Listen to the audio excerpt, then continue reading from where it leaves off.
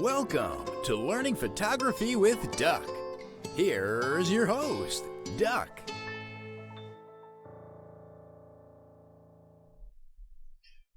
Howdy, everybody. Welcome once again to another edition of Learn Photography with Duck. I am your host, Duck. And tonight's lesson is on Adobe Lightroom Classic. And in particular, I'm going to be going over some dodging and burning techniques that you can use to enhance your images right in Adobe Lightroom, so that maybe you can get it to the point where you can edit your images kind of the way I do, where it's 90% of the images that you take are edited in Lightroom and then exported for viewing, and then that 10% that needs that little extra love gets ported out to Photoshop or Bill's new toy, Luminar. Yes. But I'm going to be going over some techniques that you can use for dodging and burning to kind of collect the light where you want it, especially on those images where the lighting may have been just a little bit off. But before we get into that, I just want to mention that coming up on April 17th, which is a Saturday, Robert Fielder and I are doing a off-camera flash photography workshop. It's a live event downtown New Haven. We got a couple models lined up for the day, and it's from 10 in the morning till about 2 in the afternoon, with a small lunch break in the middle, somewhere along the way. It is a paid event because we have to pay our models, and it's just $25. The only thing is, it is being limited to only 8 people in order to have small working sizes. We're going to have 2 setups, one for each model, so it'll really it breaks down to 5 people. All right, counting myself and Robert, plus the 8 attendees, it'll be 5 people per model, and we have several locations already scoped out in New Haven, as far as backdrops, and it's going to be a great learning experience. So if you are interested in learning how to utilize your speed light in an off-camera configuration, we're going to be going over how to use it in an umbrella and in a small portable softbox, what is normally termed as a strobist kit. A strobist kit basically is a very lightweight portable lighting kit that typically consists of a speed light and a few simple, easy to carry modifiers. Okay? So if you're interested, there are still some seats available. I think we're about halfway full right now, so that means we got 4 or 5 seats left available. If you're interested, you'll need to contact Robert in regards to making payment, all right, since this is basically his event. Okay? So it should be primarily light box and umbrella. You're not going to address high-speed sync. No, high-speed sync's a little bit too far. We're trying to keep this pretty basic. Okay. So it's more, for people who want to break into using off-camera flash. So we're not going to get too complex. So simple lighting, simple setups, things like that. Okay. But anyway, if you're interested, please, sign up.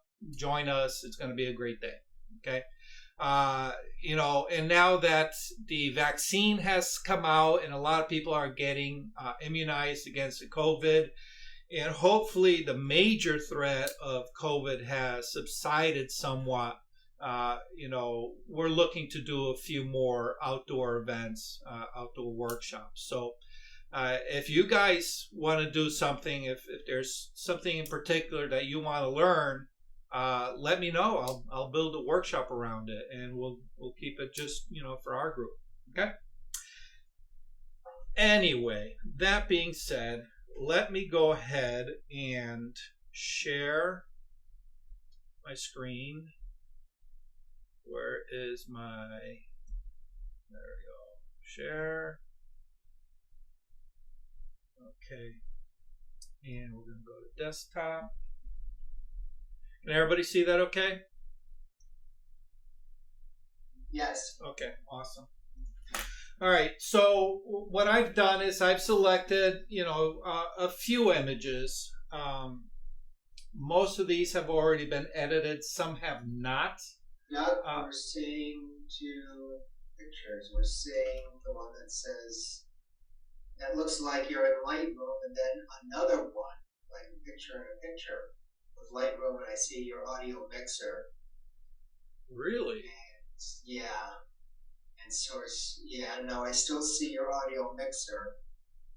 Yeah, that's good. Oh, that's weird. Let me, what was I sharing? Better. All right, hold on. What was I sharing? I thought I was sharing the correct screen.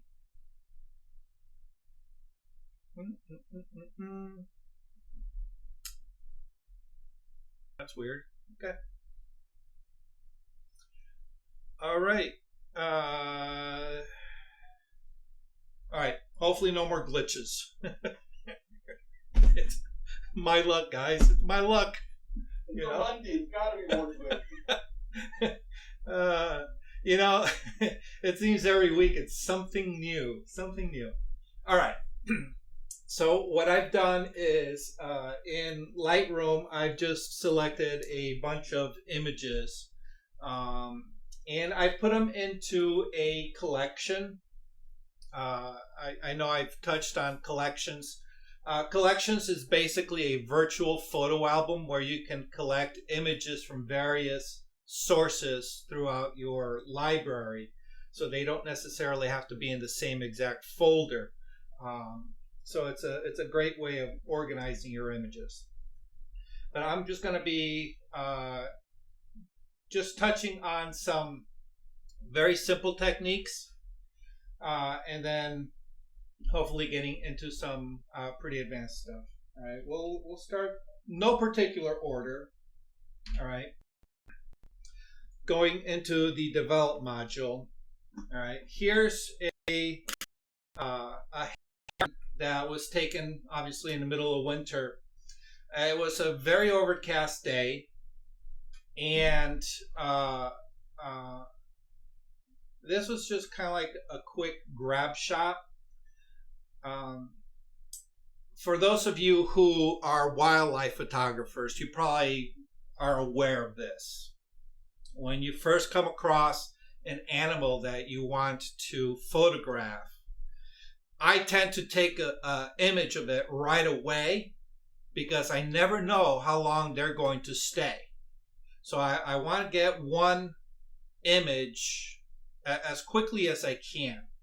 All right. And then once I have that image, then I can kind of relax a little bit and say, okay,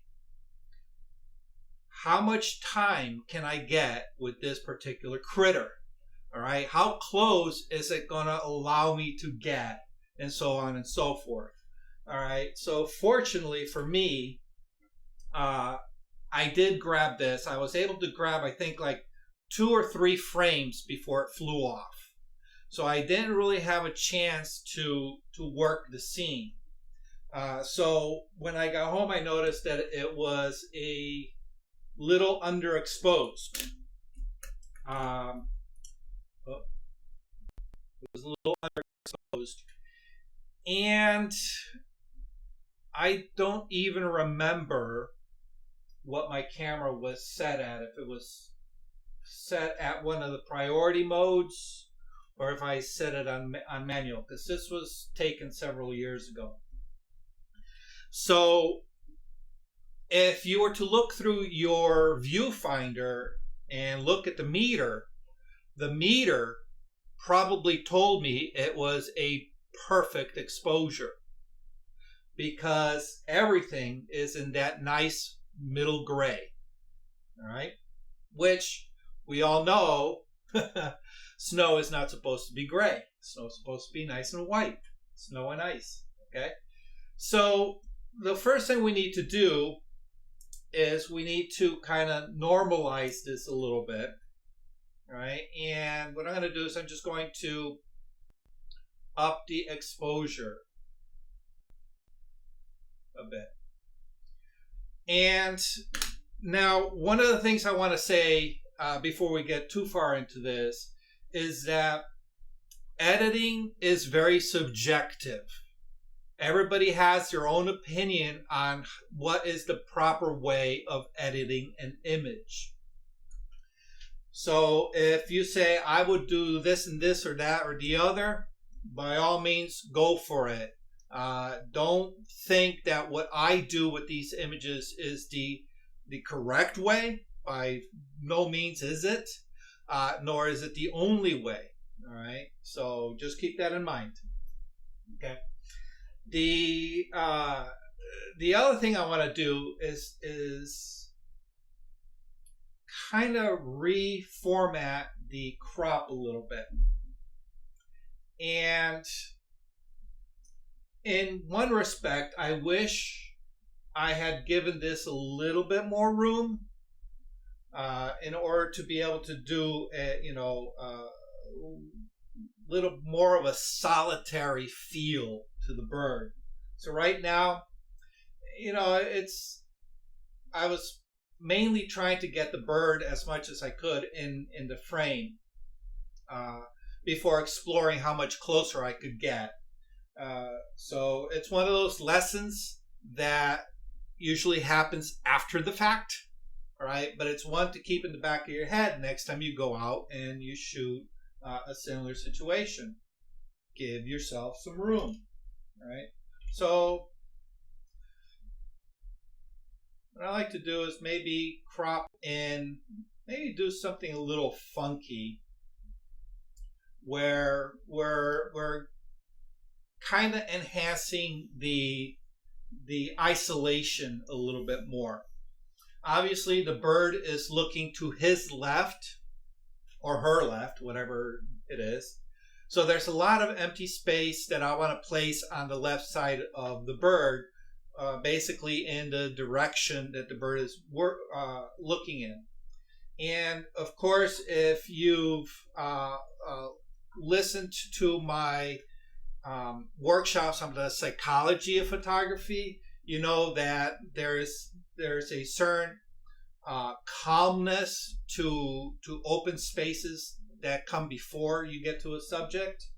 All right, so we have a nice soft lead in, and what I mean by a soft lead in is that the eye comes in and has an empty space to play in before coming to the subject. A hard lead in would be if your eye comes in, again, keep in mind that we read images from left to right.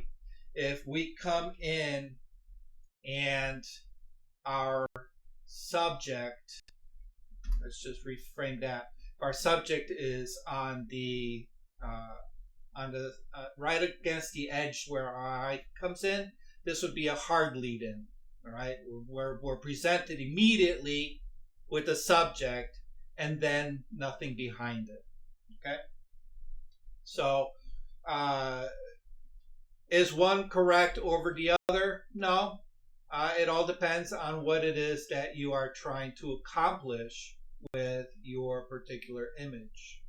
All right, so maybe give it a nice soft lead in.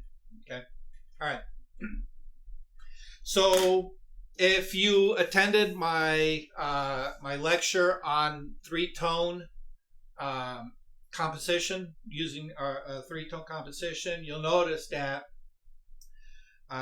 this is a very classic dark on light subject. All right, so we have a dark subject against a light background. Now, typically, we think that, our subject needs to be the brightest part. But in this particular case, it can't be because our background is the lightest part. So what we need to do is we need to make sure that our subject stands off. All right, so that's one of the reasons for bringing our exposure on our scene up so that the background matches what reality says ice and snow should be. All right, and let's just give it a plus 1.5. Okay. So I brought up the exposure on everything. And the nice thing about this is that our bird is pretty well set off on that. But because this is about burning and dodging, let's see what we can do with a little bit of dodging and burning. All right, so the one thing I want to do is our eye immediately goes straight to the bird. But once it gets to the bird, what do we want to do? Obviously, we want to, kind of emphasize the face a little bit. So there's a couple of things that we can do here. We can use our brush, all right? And our brush is, oh, I am missing my, oh no, there it is. Okay. Our brush is right here in the upper right-hand corner where our toolbox is. All right, it's the last one. It's this long bar with the bristles in front of it. We're just going to select that. You're in the way, Bill. Move out of the way. Oh, yes. There, let's try that. Thank you. Let me do that again. It's right up here. Okay. I'm going to select the brush. And you'll notice that as soon as I select the brush, I have all my basic adjustments available. Everything from color temperature to exposure to clarity and noise and things like that. And just like you can in Photoshop, you can control the size of your brush by using the square brackets on your keyboard. So if you use the left square bracket, it makes it smaller. If you use the right square bracket, it makes it bigger. You'll also notice that there are two circles. An inner circle that's a little brighter than the outer circle. The inner circle represents the hardest part of your brush, or where 100% of the effect of the brush is going to be placed. And then the outer circle represents the fade off or the feathering, where it goes from that intensity faded out to blend to nothingness. Okay, so you can control how hard or how soft your edge is going to be on your effect brush. And you can do that by holding the Shift key and then using the square brackets like you would with the brush size. When you press and hold the Shift key, and then you hit the left square bracket, it's going to make that feather edge smaller. If you use the right square bracket with the Shift key, it makes that feather edge softer, right, or wider. All right, but you can also do the same thing down here by using the sliders for your brush. All right, so you can make your edge harder or softer. All right, where 100% is 100% softness. All right, so what I'm going to do is I'm going to give myself a moderate hardness, and I'm going to size my brush down so it's relative to the subject matter. And what I'm going to do is I'm going to start painting. Now, over for the brush settings, you also, along with size and feather, you also have what is called flow. flow is how much of the effect is applied in a single pass of the brush. So if I put my flow at 100%, and let me just bring the exposure down all the way so you can see the actual effect. When I brush, it's going to put 100% of that effect, which in this case, my exposure is at -4. Okay, so it's going to put that effect down nice and solidly.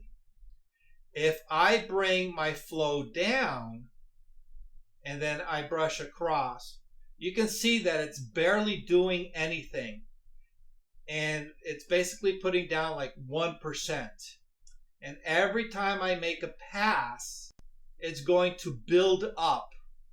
All right. But because I have mine set to like 1, it's going to take me forever to build anything up of value.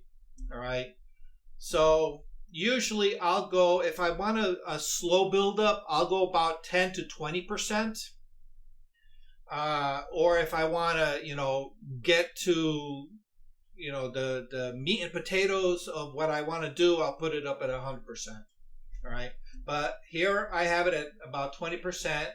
And now when I make a pass, you're going to see that it just barely adds anything. All right. And you guys may not even notice it on your screen just yet because of the contrast with zoom. But if I keep going over that line, you're going to notice that I am building up that -4 exposure, and every time I make a pass, it's just going to build up and build up and build up. So you guys should probably see it by now. All right, there's a nice, light streak. Okay, so this is a great way of building up your effect in with a brush. Okay, and it doesn't matter what effect that you are applying. In this case, I'm applying an exposure shift into the underexposure, but you can do the same thing by going, to an overexposure. Let me do a new one here. Overexpose. All right, and then if I paint and I keep painting, all right, it's just going to make this brighter and brighter and brighter. Okay. Of course, if I bring that up to 100%,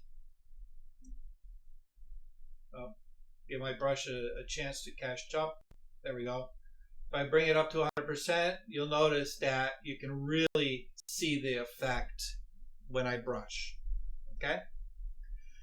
The other thing I want you to notice is that for each one of these two brushes, where I first touched the screen or touched the image with my brush, it creates what's called a pin. All right, so there's a pin there and there's a pin right here. Okay, and you'll notice this one here is light colored, and this one here has a black spot in the center. This lets us know which one is selected. So the one that has the black spot is the active pin. This is the one that, okay. If I want to continue adding to a previous pin, I just go over to it and tap it, and it becomes active. And now I can go ahead and continue adding. All right. It will only add whatever you have selected in this panel. All right. So if you notice here, I was burning. I was adding darkness. And for this pin, I was making it lighter. When I went from the light one back to the dark one, my brush did not retain that light setting. It immediately switched over to the settings associated with this pin. Okay? And you may have noticed that you can grab the pin and all right. Sometimes it's a good thing, sometimes it's not. Obviously, if you're burning or dodging a very particular spot on your image, you don't want that pin to be moving around. However, there are times where making slight adjustments to the position is desired.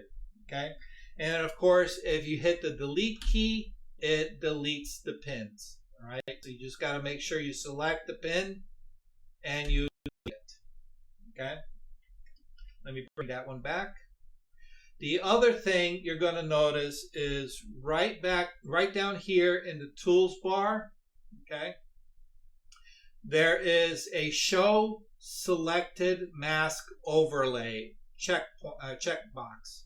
Okay, and right now for my image it's unchecked. As soon as I check it, all right, it puts an overlay over the area that I brushed. Sometimes this is helpful when the effect that you are applying is very, very subtle, and you need to keep track of where you've put the effect and where you haven't. Being able to have a color contrast overlay helps visualize. All right. Now this is just an aid while you are applying the effect. That color is obviously not going to last. The other thing is you can control the overlay color. Let's see. I haven't done this in forever, so I don't know if I'll be able to find it. Settings. Somewhere in the settings. If you really want to know, hit me up on Facebook. I'll look it up. But you can change the color of your overlay. Sometimes, for example, if your image has a predominantly red tone, using a red overlay is not going to be that effective. You might want to change it to something like a neon green or something. Okay. The other thing, the shortcut key for this overlay is the letter O on your keyboard. You press the letter O, it puts the overlay on. You press it again, it turns the overlay off. So it's a great way of being able to toggle back and forth to see what it is that you've been working on. Because like I said, sometimes the effect you're applying is so subtle, and because as you're working, your eyes kind of get adjusted to what it is that you're doing, it becomes a little difficult. Okay, so I'm going to go ahead and delete that, and I'm going to start off. I'm going to bring my flow down to about 30 is good. And what I want to do is I want to darken the bottom section of the bird. I want to create a gradient. So what I'm going to do is I'm going to start brushing here, all right? And I'm going to go about halfway up the bird's body, okay? And as long as I do not release the button on the mouse or lift off, because I have my flow down very low, it's not going to build up on me, okay? Once I've released and go back and add more, it's going to start now building up. So every time I lift off and come back, it's going to add some more darkness, okay? And let me bring my flow up a little bit more, and let's see if we can make this really, really dark. There we go. Okay. Now, the other little trick that you need to be aware of is right in the lower left-hand corner of the panel is a little toggle switch. Okay. if I toggle that on and off, it's going to show me the before and the after. But it's going to do it globally to all the pins. All right. So right now in this case, I only have one pin because I'm only, doing some dodging or some burning in a small area. But if you have a lot of things going on, a lot of dodging and burning, it's going to default to all the pins off, and then when you turn it back on, it shows you all the pins on. So it's a great way of visualizing the before and after very quickly with just that effect. All right, so here it is without the burning, here it is with the burning. All right, so it's a small, very subtle little thing. All right, and then when you're done, just hit the done button. But what I've done is I've darkened the bottom of the body, all right, in order to give it a little bit of weight. All right, now if I go back to my brush, and maybe add a little bit here just on the side, maybe give it a little bit more dimension. Okay, now I'm going to create a new pin, and I'm going to do slightly different to the head of the bird. I'm actually going to do a little dodging, and I'm going to add some lightness. So I'm going to make the brush size a little bit smaller. Let's bring the feather up a little bit. I'm using the keyboard, all right? And I'm just going to paint right on that head. See if I can, especially these gray feathers, right at the back of the head, just before it gets to that hump. If I can lighten those up a little bit. See if we can, yeah, there we go. Let's lighten those up, okay? And what it's going to do is it's going to give me a little pop of brightness, and I'm going to hit done, okay? A little pop of brightness just at the head. Now, every situation for dodging and burning is going to be different. It's going to definitely be dictated by what it is that you are looking to dodge and burn. Now, in this particular case, we have the head of the subject, which has some light spots, and the background is very light. So you have to find that balance between that contrast balance between the tones, so that one object does not blend into the background. Fortunately, in this particular case, the area of lightness around where the eye is surrounded by black. So we have darkness moving to the left into the beak. That creates kind of like a barrier, a contrast barrier. We have the black of the crown, which creates a contrast barrier. So what we're basically doing is we're encapsulating that little spot of brightness that we're putting into the head of the heron.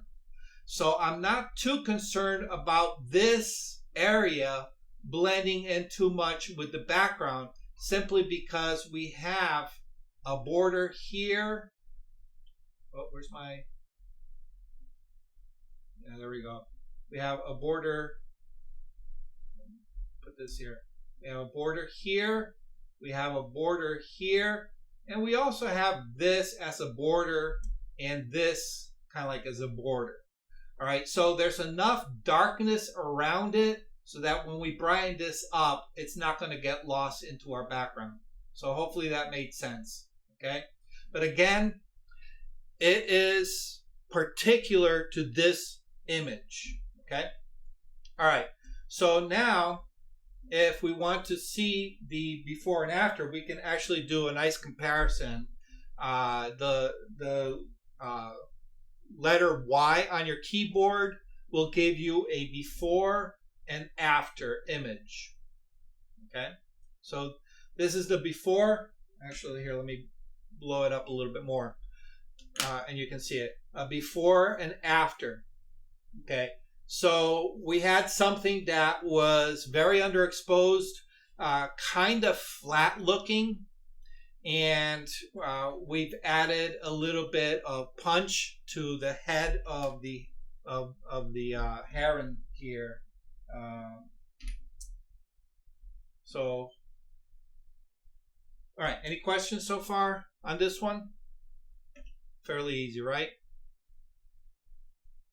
No questions? I have a question. Yeah. With some of the other tools, you can go in and sort of erase some of the stuff you've done. Yes. Like, for instance, if you've done some dodging and you say, okay, I want to undodge that, or burning, I guess. Okay. Actually, I have one of those. What I'm going to do is I'm going to go ahead and reset this. Here's a little frog that I found, and he was kind of nice enough to stick around for quite a while. Let me get, a variety of shots. So I was able to get pictures of him from several angles. And I kind of like this one the best because his head was popping up above the ground cover around him and just into the sunlight. It wasn't an overly sunny day. It was, a fairly cloudy day. So the light overall was fairly even. And you can probably get a sense of that when you look at the kind of bland, featureless background. Okay. It's all that one kind of tone. All right. So what I want to do is I want to separate this little guy a little bit more from the background, because again, if you squint your eyes and you look at it, you're going to notice that there are some things that compete here with our little guy. Okay, so first of all, the brightest area of our subject is right here. Okay, not only is it bright luminance wise, it's also bright color wise, because it's literally the only spot of color in this kind of like sea of grays and dull browns. Okay, so that was one of the things that attracted me to this particular scene, was that he really stood out. Okay, but what I want to do is I want to make it so that there is no doubt in anybody's mind what it is that you're supposed to be looking at. All right, so if we were to look at this branch here, okay, you'll notice that the luminosity, all right, is pretty similar to the luminosity of the frog, meaning they're both bright and they're both going to compete. Okay, not only is it bright, but it is surrounded by dark, so that it has a lot of contrast, which means that this bright stick is going to really travel forward and catch your attention, because it is, against such a dark background. Okay, and then we have this one here, which kind of sort of competes. We have this one here, which competes. We have this one here, which competes. And then we have this mass here, which competes. All right, so hopefully you can all see that. Now, the problem with this area here, going into the psychology of how we look at images and how our eye travels through, you'll notice that this bright area is at the very edge of our image. And not only that, we have a subject that is looking directly in that direction. So by human nature, we're going to go into this image and we're going to see, oh, look at the frog. What's the frog looking at? Oh, this very bright spot. And our eye is just going to continue and out that frame, which is not what we want, all right? We want to control the viewer's eye. We want to pull them back in to our image, okay? And the way we can do that is by controlling the lights and shadows of our image. Now, there are a number of ways of tackling any given situation.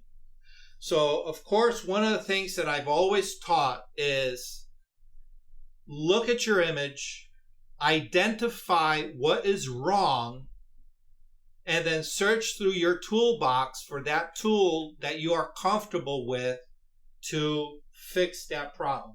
So if we look at this image, we see, well, I've already pointed it out, we have all these competing light elements. So the first thing I want to do is take those competing elements and drop them down.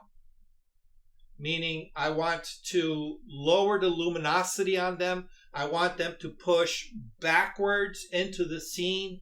And the way we do that is by darkening them. So we can say, okay, well, one way is I can take a brush and I can start darkening all these areas. But if we look, the overall image size in relation to what we want bright is a lot, okay? We have all this real estate around the frog that we would need to drop down in order to just preserve this little bit of spot of light here in the center, all right? So let's think about this logically and how can we best conserve our efforts? Well, if we apply a local adjustment to darken everything, then all I have to worry about is bringing the luminosity back up in that little spot right in the center, okay? So the first thing I'm going to do is I'm going to burn down everything around the frog. How much is very subjective, okay? The other thing that is how you bring the exposure down around the outside is also subjective. Do you want to just bring the highlights down? All right. Maybe lower the contrast. Okay. And then we can then now play around and see if we can get some of this exposure. All right. That's one way of doing it. All right. But in my opinion, I think that probably flattens it out a little bit too much. So I think a more linear darkening will be more effective. And that's just by using the exposure. And I'm just going to go -1. Okay. So I'm going to do a -1 exposure adjustment globally. So now I don't have to worry about all these branches and everything around it. All right. This one still, it's still a little bit bright, but we can come back to it. But overall, everything else looks pretty decent. So now all I have to do is apply some brightening. Okay. Now, again, there's a couple of ways. We can take our brush and we can just brush here, okay, which is a very effective way. So I took one exposure away to the background. So it makes sense to bring our exposure up by at least one stop. All right. So I'm going to give myself a nice soft brush. Oops. There we go. Give myself a what do I do? Give myself one There we go. Oh, wrong way, wrong way, wrong way, wrong way. Come on. Good one. There we go. Where's my brush? There's my brush. I'm going to make it a little bit larger. Give me a nice soft edge. There, now my brush is working. And I'm going to go ahead and start painting. Okay. Now this I is... have a question about feathering. Yeah. How do you know what is good feathering and what isn't? And of course, everybody has their own opinions. One retired professional told me he always uses 5. He said it as a rule. 5. And my fear of feathering is like if I make the feathering too much on this frog, I'm afraid it's going to affect things outside the frog, which I don't want to do. Yeah. That is a excellent question. And there is no hard one, rule for this. But generally, things that are organic, let me take that back. Let's go down to the fundamentals of what we are trying to do here. Okay? What we are doing is we're manipulating light. We're manipulating light. Okay? So the first thing you have to ask yourself, do I want a soft light or do I want a hard light? So what differentiates a soft light from a hard light? Do you know the answer to that one? The contrast edge. The contrast edge between the light and the shadow is going to determine the quality of that light. So if you have a soft transition from light into shadow, you have what's called a soft light. If you have a hard transition between light and shadow, is what we call a hard light. Okay? So that right there is going to guide you at the very beginning of which direction you're going to go. Am I looking to recreate a hard light or am I looking to recreate a soft light? All right.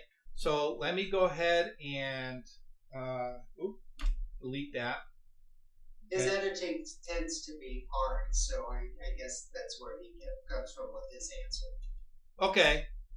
Well, yes. All right. So now I can say, okay, I want a nice hard light. Okay. Where's my exposure? Okay. Why is this not applying anything? Okay. There we go. Okay.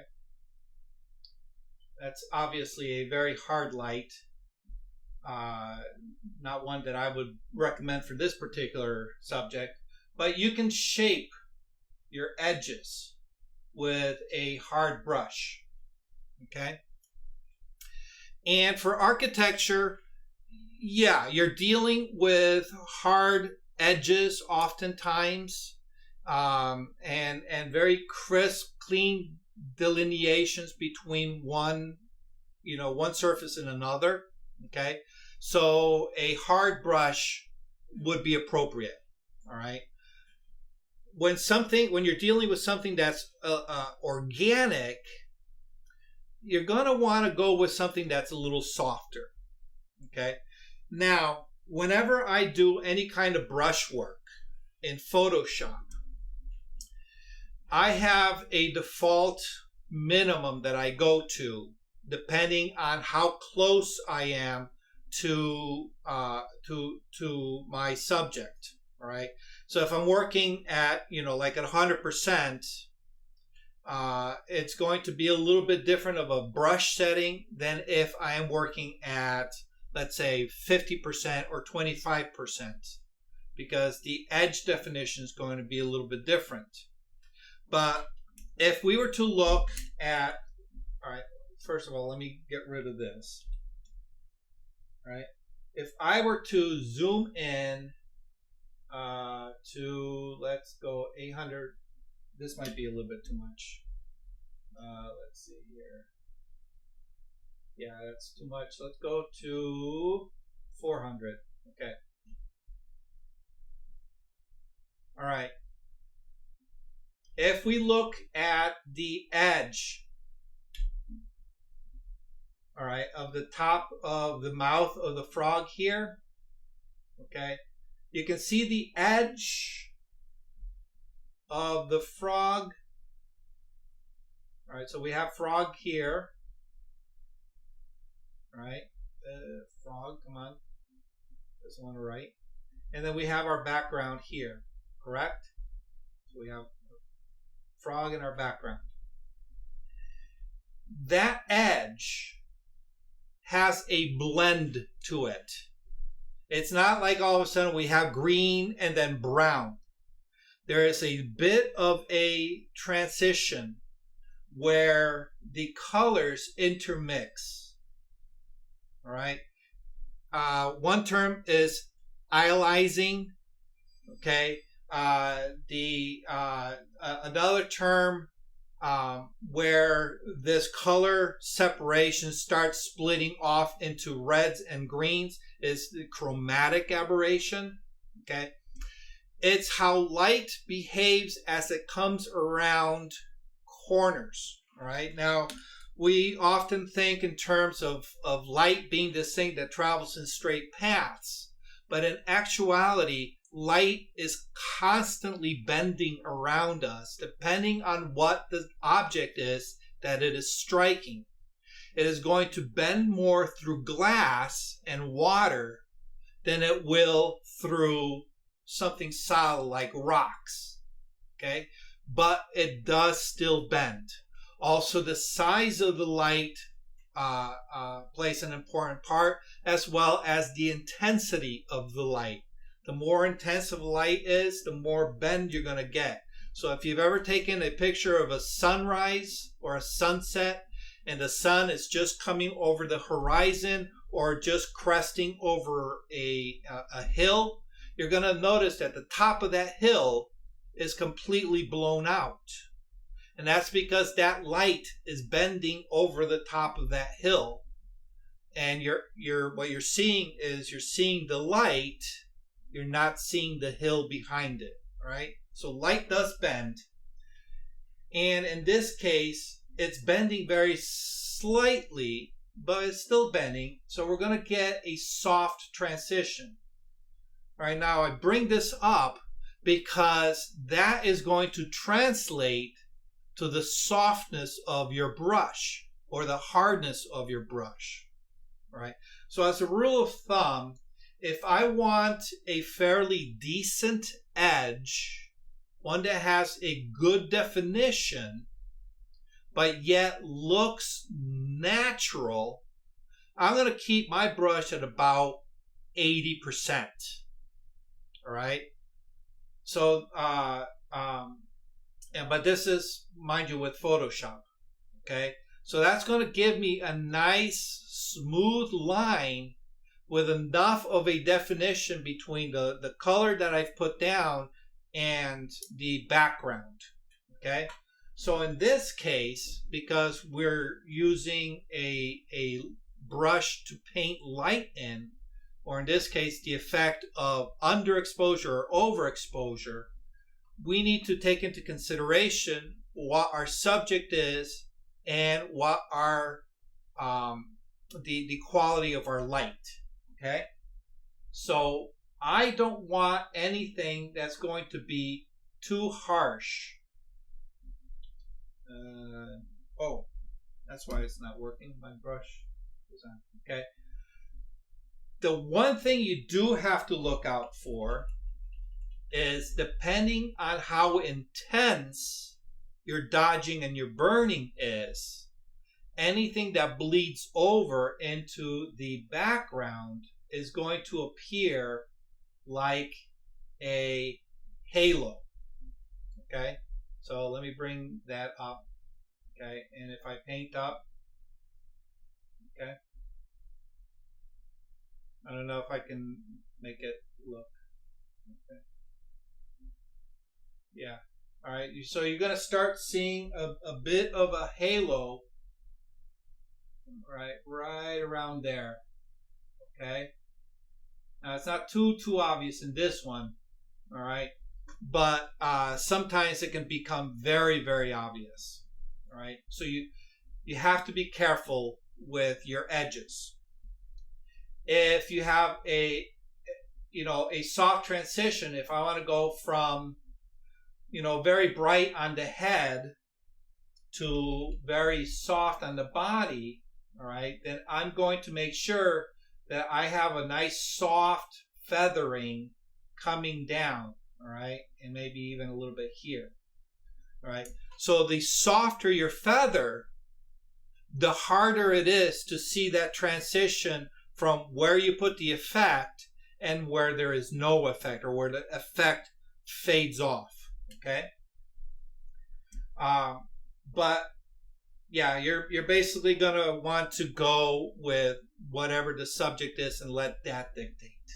Okay. So all right, I know that was a long dissertation on feathering, probably than most people needed. All right, so I'm gonna go ahead and click the done button. All right. And now we have our subject that looks like it is peeking out into the sun from below the surrounding bushes and stuff. All right. Now from here we can really manipulate this if we want. And let me go back to my brush. Where's my brush? Okay, I'm going to hit that little pin. And if I make my brush very, very small, I can probably paint right along the top of here, all right? And maybe even the top of here, all right? So now we're adding a little bit of balance to our little guy here. So now it makes it look like, well, why is he, all lit up and nothing else? Okay. Was there a flashlight on him? Is that why he's, all lit up? So you have to pay attention to things like that. All right. So in this case, we decided we're going to light some of the sticks around him. So now it looks a little bit more natural. Now, there's basically two camps of thought in this regards. There are the people that said, well, that's not how it looked when I took the picture. Yes, I understand. All right. And if that's the case, well, then maybe you're not going to go as heavy into editing as this. However, you got to understand that a lot of times with our images, we are trying to say something more than, hey, look at what it looked like when I was there. All right. Oftentimes we want to accentuate the beauty of what caught our eye. All right. And oftentimes what caught our eye and the reality of the situation are very much at odds. All right. How many times have you opened up an image and says, wow, I don't remember it being that dull. Wow, I don't remember it being that washed out. Okay. And that's because we see the world with a very biased set of eyes. We tend to ignore a lot of information that is blatantly in front of us because that information is secondary to what we're looking at, right? So when I first saw this frog sticking its head above that light, I didn't notice that the rest of it was still pretty darn light, So what I want to do is I want to manipulate it so that it reflects more of what my visual eye saw not so much what the reality of the situation was. Okay? And of course, you can push the boundaries and, as much as you want. You can make it, turn day into night by just controlling the color temperature. Okay? And now we have, maybe an early morning frog coming out for its breakfast. So it's coming out of this very cool, shady place that's deep in blue shadows, stepping out into the sun to warm up. Okay? All right. So that's one way of doing it. Let me get rid of that pin. All right, because I think it was you, Bill, that mentioned when there are areas that you don't want. Okay. Yes. All right. So the other way we can do this is one of my favorite tools is the circular gradient or the radial gradient. Okay.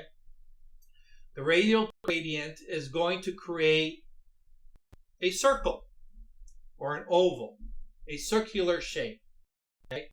That you can apply the effect to. And the reason I like this particular tool is because I can switch it.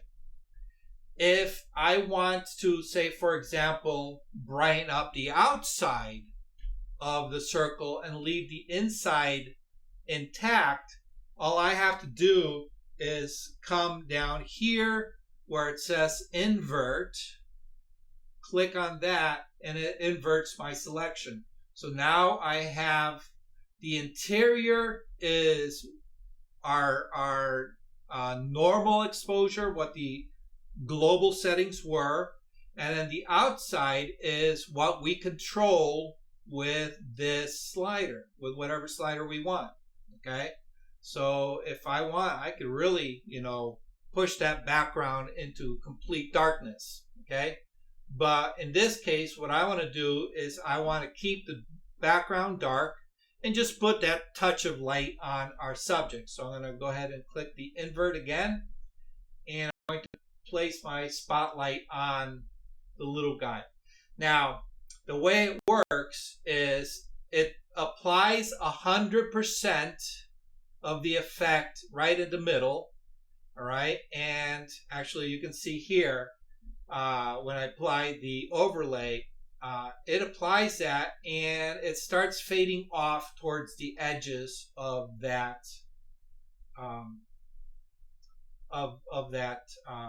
whatchamacallit, circle. Okay. The other thing I can do is if you notice there are these 4 little blocks, I can resize it. I can make it skinny. I can make it round. I can make it tall. Okay. So what I tend to do is I kind of keep in mind that it's going to fade off. All right.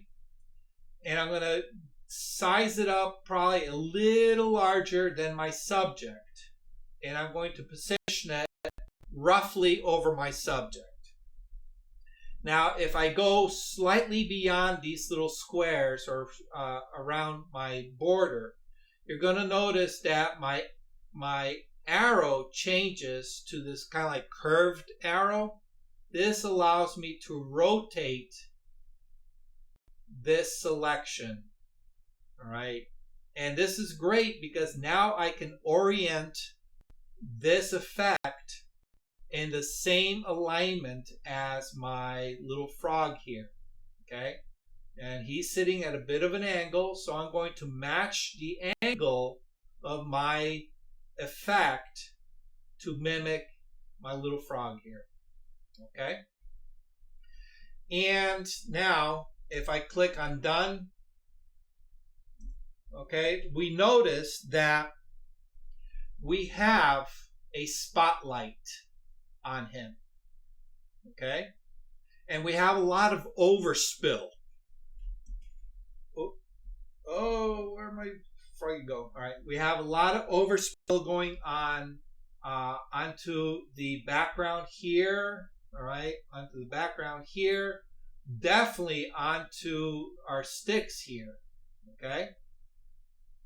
So we want to control a little bit of that, okay? You may say, you know what, that doesn't bother me because, again, we had a nice soft transition to it, all right? So we don't really notice where that transition, where that effect is. You know, it's not like there's a direct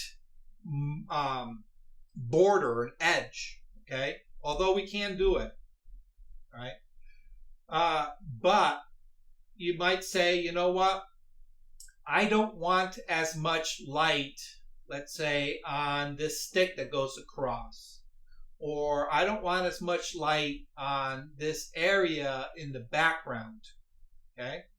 So one thing we can do is we can go up to the upper corner of our panel, and you'll notice that it says brush.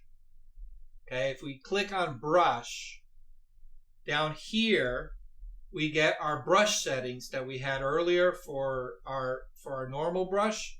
We have our size, okay, so we can make it really large or we can make it smaller.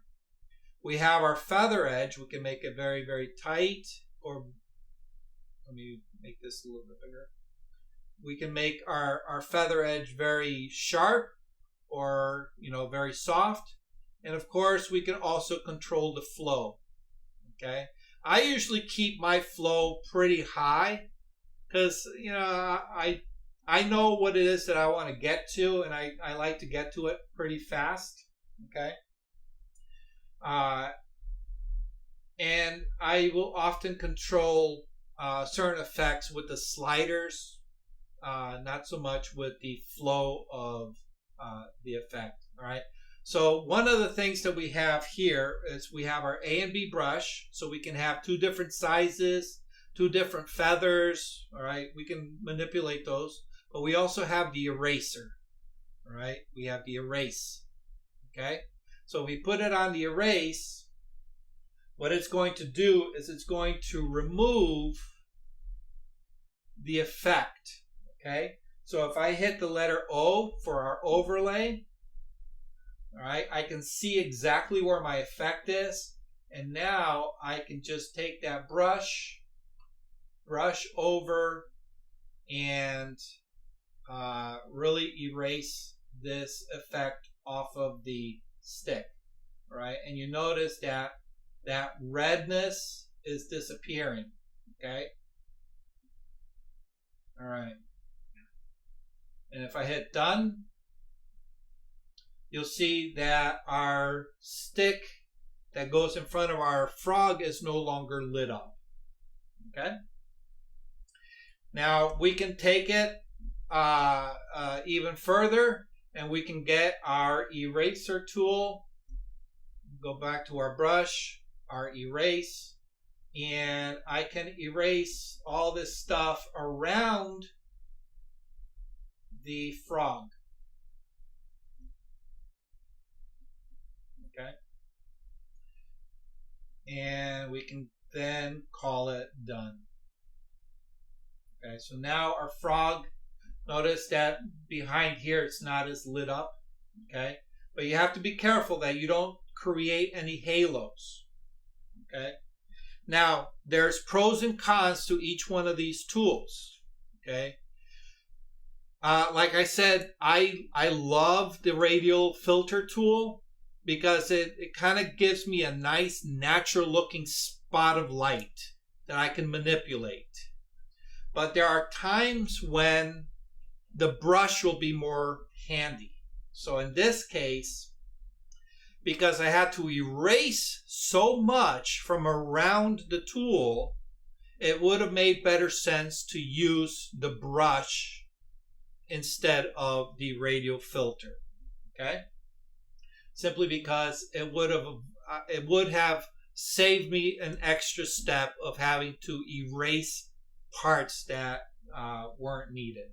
Okay? The other thing is, I think with the brush being an additive process rather than erasing around it, I was able to control the shadow edge transition from the top of the head onto the body a little bit more, whereas this kind of gives it a more general wash. So hopefully you guys can see that, right? Okay. Any questions on using this technique where we are actually darkening our background in order to light our foreground? Okay. Good? No questions? Okay. Another way is a very simple use of a vignette. All right. So if we look at the before and after here, you can see that just by adding a simple vignette brings our attention to, the center part of the image. Okay.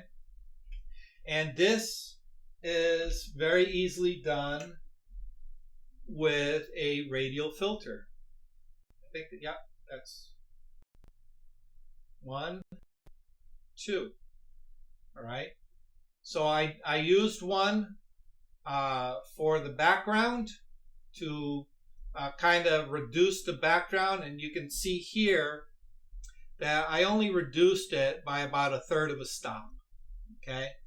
But I also made it softer. So if you see right here, my clarity and my dehaze, they're maxed out at -100. And what that does is it really softens up that edge. All right. So let me, what did I do? I got rid of it. Hold on. Let me bring back my rose. Where's my rose? There it is. Sorry, I pressed the wrong button. That's what I get for going ahead of myself here. Radial filter. Okay, let me take the masks off. And if we go down here to our preview, all right, that's without the effect. What I did is I brought the local adjustment down to darken everything, all right, and then I used one radial filter to kind of like soften the outer petals, and the other one to really bring attention to that middle section by increasing the exposure right in the center. Okay, so before, after. All right. Okay, so I don't think I need to really go into details on this one. I think everybody pretty much gets how to use radial filters from our previous example. Yes. Okay. All right. Group situations. All right. Here's a one where we're always looking for those shot of people, and in this particular case you can see that we had very harsh lighting. How do I know? All we got to do is look at our edge transition. Let me go to 100% here. Look at our shadow edge. That's a very hard shadow edge. Okay, so very hard light. They were also very much in dark shadow. All right, so if we go here, turn all that off, okay, you can see that their faces are a lot shadowed here. Okay, let me bring that back. Control Z, there we go. And then all we got to do is when we want to bring out individual faces, again, my favorite tool is the radial filter. All right. And you'll notice that it's going to remember what you used previously. So you have to be aware of that. All right. So in this case, we used that +1 on our frog. All right. It's going to remember that. Obviously, I don't want it. I don't even know if I want that. Maybe just bring up our highlights. Open up our shadows a little bit. Okay. We might need a little bit of contrast. Yeah, maybe. All right. We'll give it a third of a stop. Okay. And then call that one done. All right. So now if we turn it off, very dark, turn it on, we got that little bit of pop of light right on the lane. Right. Now the nice thing about this is I got it set for his. All I got to do is right click. Where is it? Oh, it's not doing it. Not allowing me to right click with my mouse with my pen. All right. We can go ahead and we can duplicate. If I can.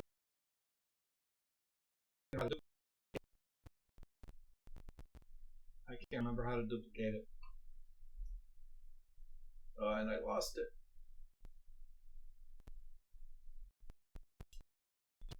Okay.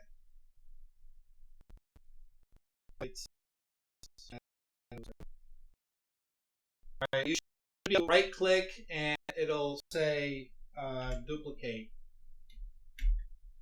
And my mouse isn't working. Sorry, guys.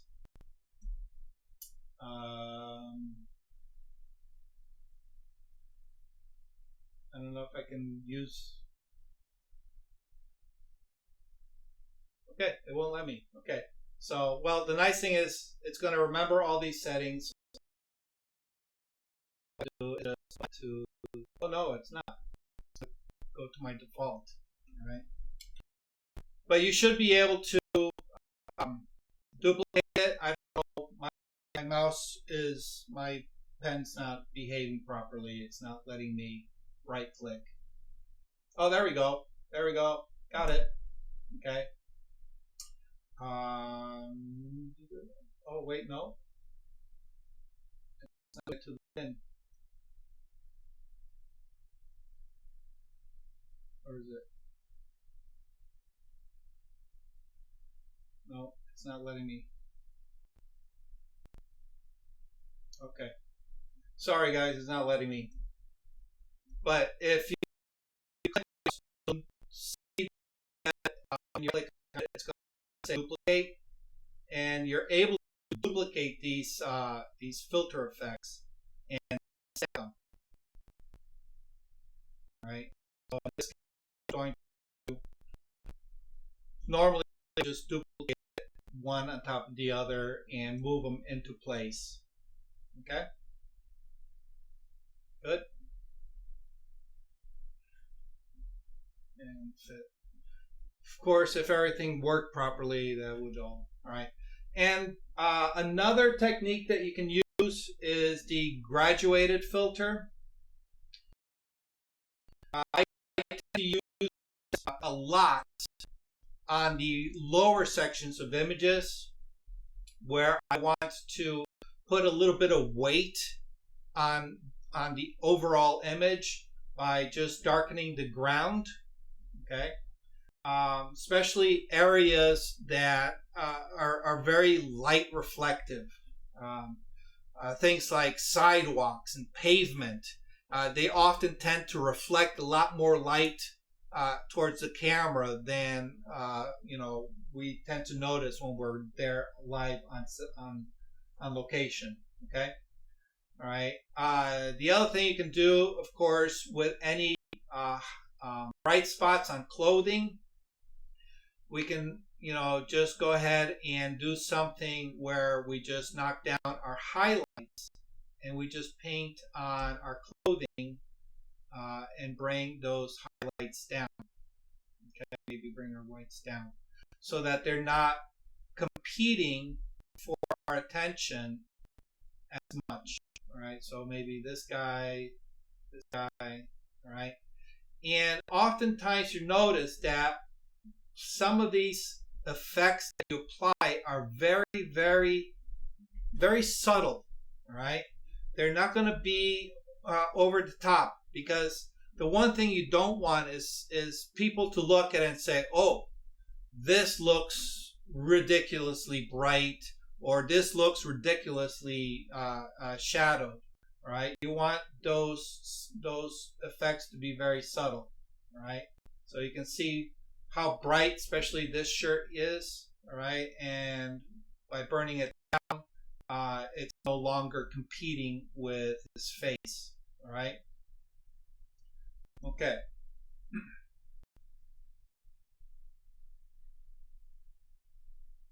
This one here is another one. Let me make a virtual copy. My virtual copy. Oops. I think I'm going to reset. Okay. Skies is another one that tends to need to be burned a lot. Okay. In this case, what we want to do is we want to lower the luminosity of our sky and see if we can bring back some of this detail up in the sky. Now, you have to understand that you can only pull detail back if there is detail there to begin with. All right, so in this particular case, you can see that it was very overcast. I did not expose for the buildings. I did not expose for the sky. I actually kind of split the difference because I wanted to make sure that I retained enough information both in my shadows and in my highlights. All right. So what I did is what is called placing your exposure. Okay. So I placed my exposure to be more, to this kind of like the groundscape here. Okay. So now, what are some of the tools that are available? Well, we have our graduated filter, we have our radial filter, and we have our brush. So it all depends on, the shape and size of our area. All right. So if I were to take a graduated filter, right, it's going to apply that effect to a good portion of the building. And that means now when I correct for the sky, I'm going to need to erase that from our building, which is a technique that can be used. But again, I don't want to put too much work into repairing something if I don't have to. Okay. However, we do have additional elements to these tools that may help us. All right. So now what I want to do is I'm going to burn down this sky. Okay. I'm going to bring my exposure down. Oh, maybe not that much. Okay. Bring my highlights, bring my whites down. All right. I don't want to make it look like it's like overcast. Okay. Maybe add a little bit of warmth to it. Yeah. Okay. Add a little bit of contrast maybe. Okay. Once I get my sky looking the way I want, okay, we notice that up in here, all right, turn that off. Up in here, you'll notice that the building has also been burnt. Let me turn that off. Okay. We've darkened this part of the building. All right. Now I can take my brush and go in and remove all this, or we can use one of the tools that's available to us. So down here at the bottom here, we have what is called a range mask. Okay. And this is a fairly recent addition to Lightroom. It's not that old, but it allows us to create, in essence, a luminosity mask. All right. So if we click on this, we're presented with three options: color, luminance and depth. Depth uses some cameras have that. There's a term for it. They have a depth perception that creates a depth map that allows you to then use that information for editing. All right, my camera doesn't have it, so that you'll notice that is grayed out. Okay, there's really not much color in this. This is pretty monotone image. So besides, color's not really what we're going for here. What we're going for is that luminosity contrast between the sky and our building. So once I select luminance, we have a few sliders that are now available. The range, how much of that luminosity do we want to capture, and the smoothness, or the edge transition between the bright, what you select as the bright, and the other areas. All right, so the first thing I want to do is let's go ahead and click on and show the luminance mask. Okay, now you notice that it turns it to black and gray because we're dealing with light values. We're not dealing with color information. All right, and I'm going to go ahead and select the eyedropper, and I'm going to make a few selections up here. All right, I want to get something where we're pretty much, there we go. Okay, and you'll notice that the range is very, very tight. Okay, and you can control this. All right, and the way this works is we have our shadow, or we have our whatchamacallit, our blacks on this side. I can write, and then our whites on this side, all right, and then our midtones here, all right. So we have blacks, midtones, whites.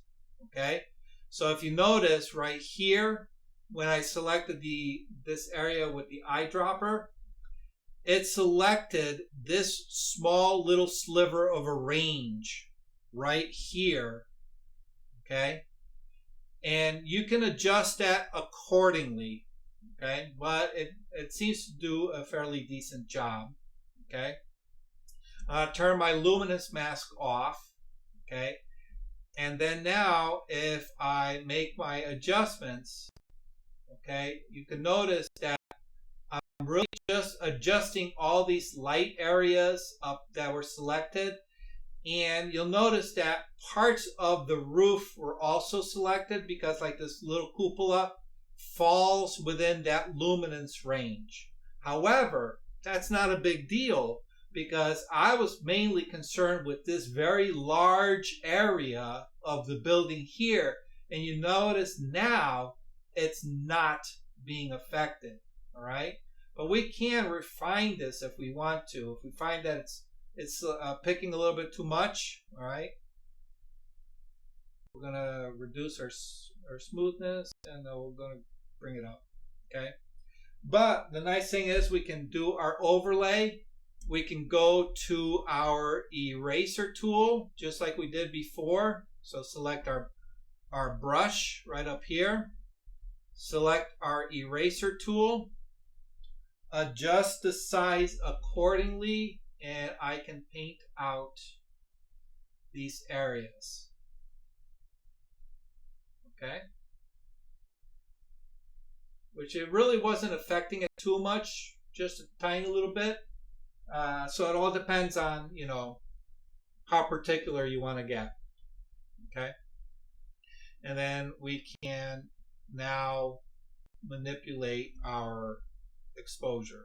All right, we're going to go back to our luminance mask. Oops. We're going to turn off our masking. All right, and then now we can make all the adjustments to taste. All right, obviously we want a nice bright sky, but we want that contrast. All right, good. And we call it done. Okay. So in essence, I used a gradient to burn the sky in. All right. Again, you got to keep in mind, you need to have some kind of detail there to start with in order for this to be effective. Okay. And then now I can go ahead and open up my shadows a little bit, maybe increase my contrast. All right. And now we're getting a little competition between our foreground and our midground. So I'm going to go ahead and grab one of my favorites, the radial filter. I'm going to give myself I actually have these two presets that I made for myself, and they are named exactly for what they do. This is a -1 exposure value burn and a -2 exposure value burn. All right, so a 1-stop and a 2-stop burn. So I'm going to do a 1-stop burn. I adjust the angle, I adjust the size. All right, if you find you're running out of room, you can, let's delete that one. You can always go here and change your view from, where's my view? 300%, come on, 33%, and go 12%, there we go, okay. All right. This is helpful when you have effects that go off or outside the perimeters of your image, like this. Okay. Again, you can grab that little pin and you can move it around in order to position it appropriately. There we go. There you go. Call that done. 100%. Okay.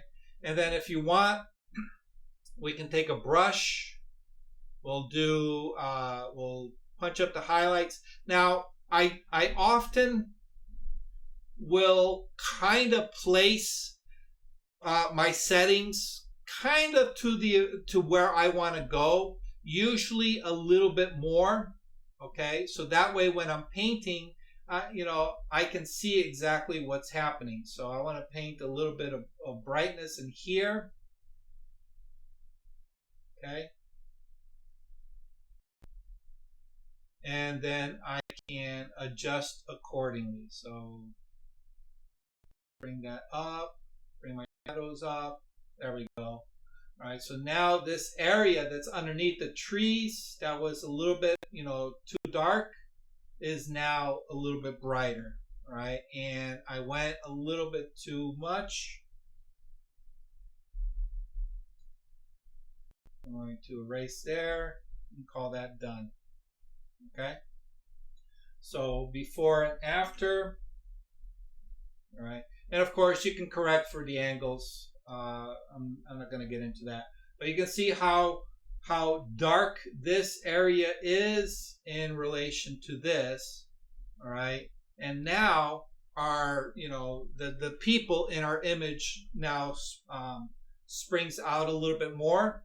You'll notice that the foreground is not as obvious. Okay, we have this nice leading line of this the lighter colored cobblestone that just sweeps in towards these two subjects. Okay, where before it was kind of competing with all this brickwork here. All right, by toning this down, it makes that path stand out a little bit more. And of course, we can probably do a little bit more dodging and burning to really bring this to a good spot. And of course, if we wanted to, we can even do a little bit of creative cropping, make it a little bit better. Okay, any questions on that? I think we covered pretty much all the basic tools for dodging and burning. Any questions?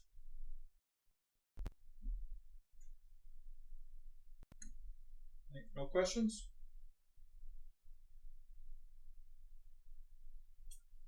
All right.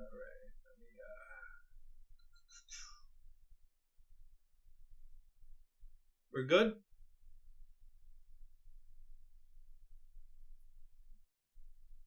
Did I lose people? No, we're here. Okay. All right, let me. Gotta play with it, I guess, to really find out what you can do. Yeah.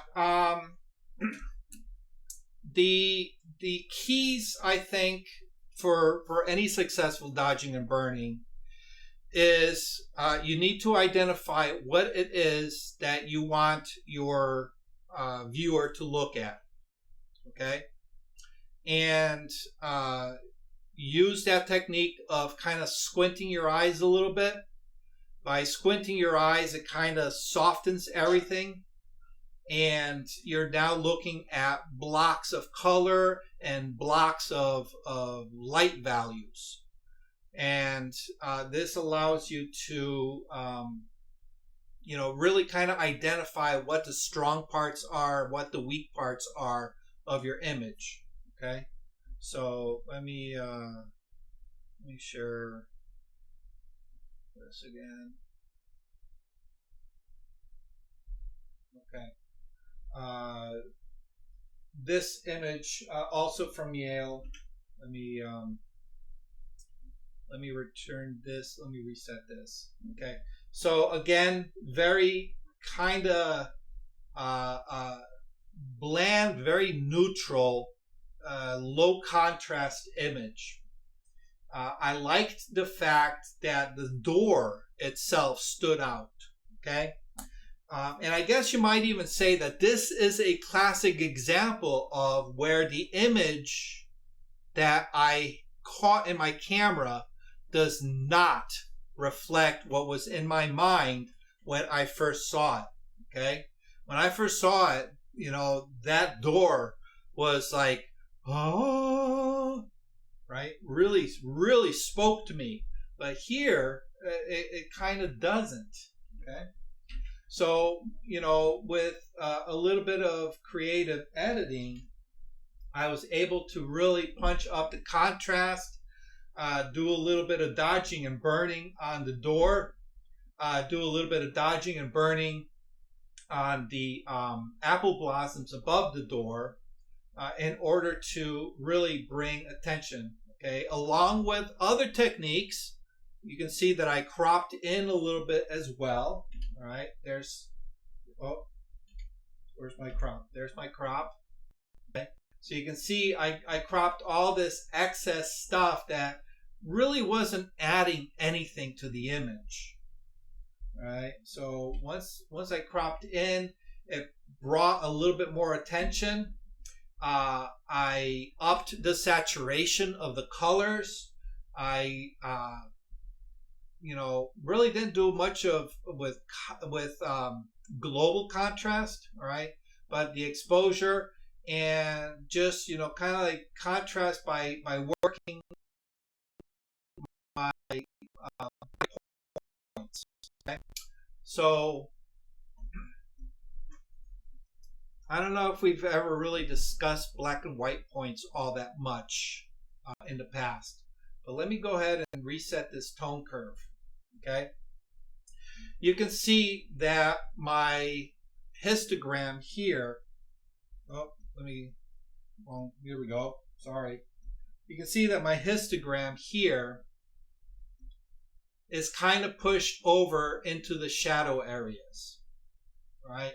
There's very little information in the whites and in the highlights, but we know that this bicycle here is white, and we know that these flowers up here are white, okay, but it's not registering here, so we need to go ahead and pull that.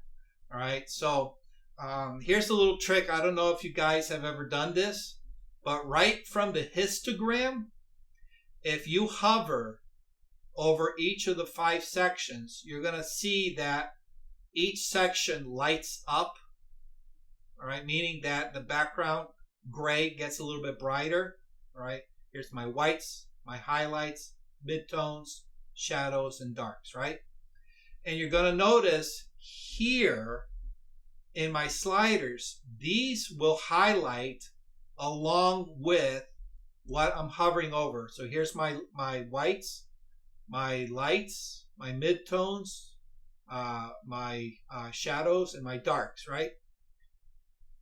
I can also click and drag from these areas, all right, to move these sections, all right? Of course, now it doesn't want to let me do it.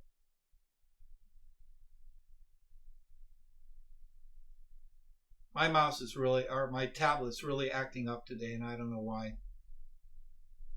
All right, but you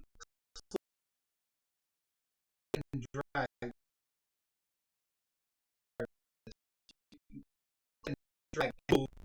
all right. So you can view. There we go. And you can say, oh, I just want to move, right? That way, okay. And you can see now I have a more even distribution, okay? But we also have clipping indicators, all right? And that's these little triangles right up here. When those triangles get lit up, it means that data is being pushed up into these extreme ends, okay?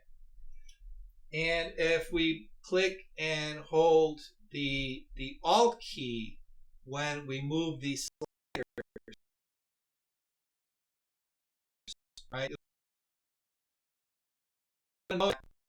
And as you manipulate your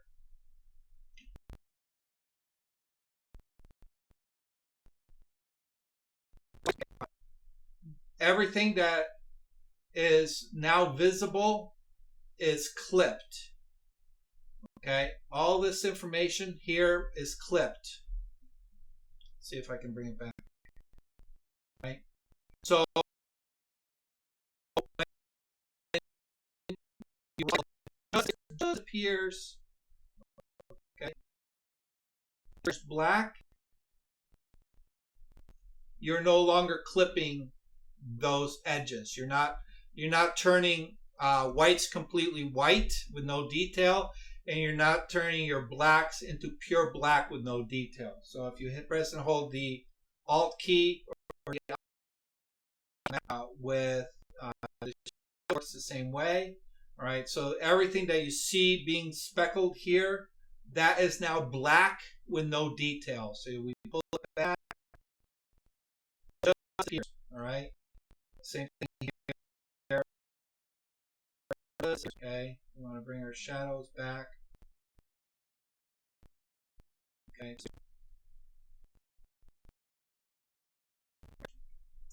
And if we select these little triangles, it puts the highlight priority on. Okay. All these are highlight priorities. Okay. So we can see that, even here we're still, clipping, but it doesn't matter because this part here, really it's not adding or detracting from the image. So if that turns black, it's not a big deal. It's not important. Where it is important is where the point of attention is. I don't want any of that, too far. All right. So here, all the detail in our railing is getting lost. Some detail up here in the archway is getting lost. I don't want that because that's part of the important elements of this image. So I'm going to make sure that nothing gets clipped. Okay, so I'm going to pull back until nothing is clipped. Okay.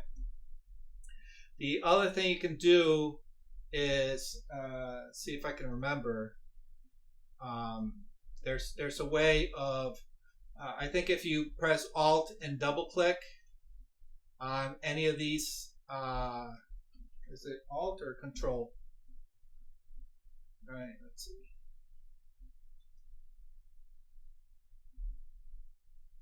I can't even remember now anymore because I don't use it. But if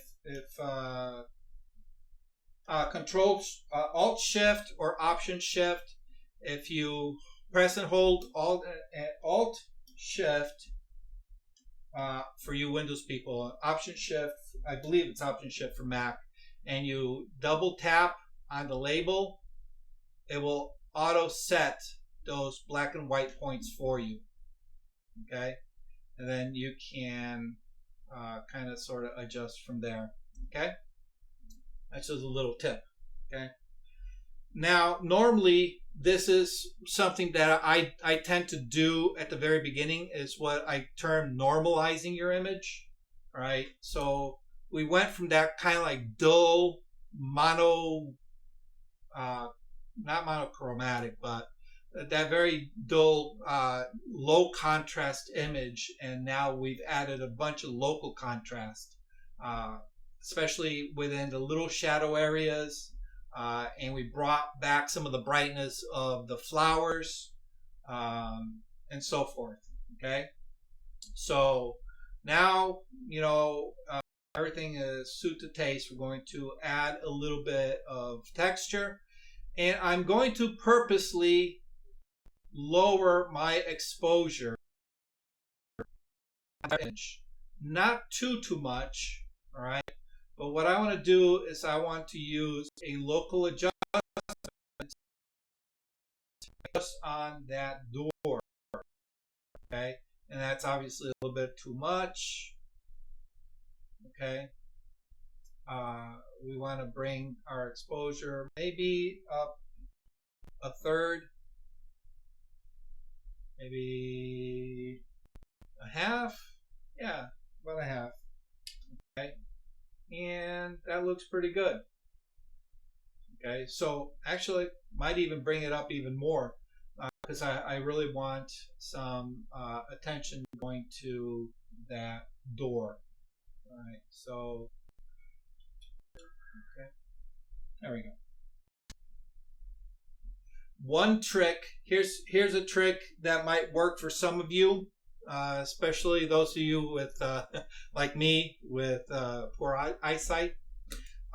Also, I think I touched on it earlier, where our eyes, as we are making adjustments, get used to the adjustments, that it often becomes difficult to tell, did we make enough of an adjustment?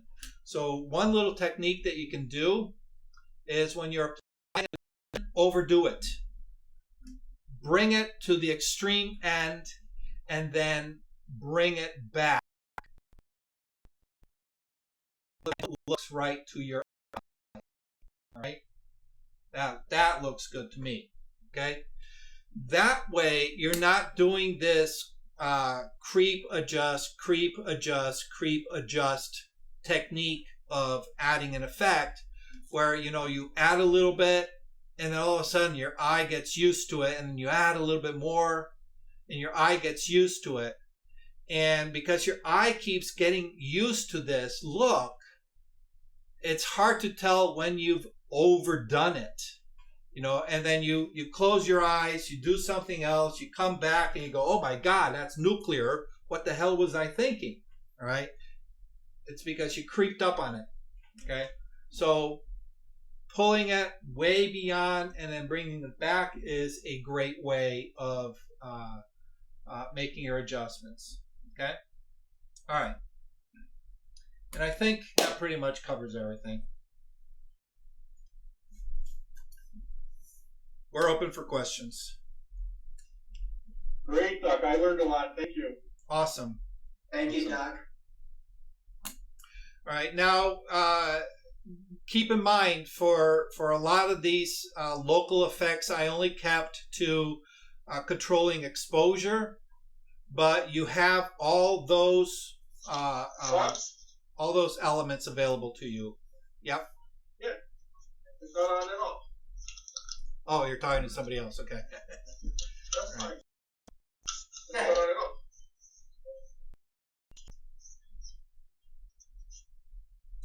All right, guys. Let me go ahead and stop sharing. Bring back the chat. There we go. Questions, anybody? Nope, not We at got this a point. few minutes. All right. Again, if anybody has any questions, you can always hit me up on Facebook as well. Okay. Hopefully you learned something. And it looks like my screen is stuck. Thanks, Doug. Have a Of nice course it one. is. Talk to you. Thank you, Doc. All right, guys. Always a pleasure. Have a nice night. Thank you. Next week is Photoshop, and we're going to be going over blend modes. I'm going to do a deep dive into blend modes. So if you want to learn something about what blend modes are and what you need to use, tune in for that one. Perfect. Thank you. Thank you for watching Learning Photography with Duck. Brought to you in association with Milford Photo, your local full-service camera store.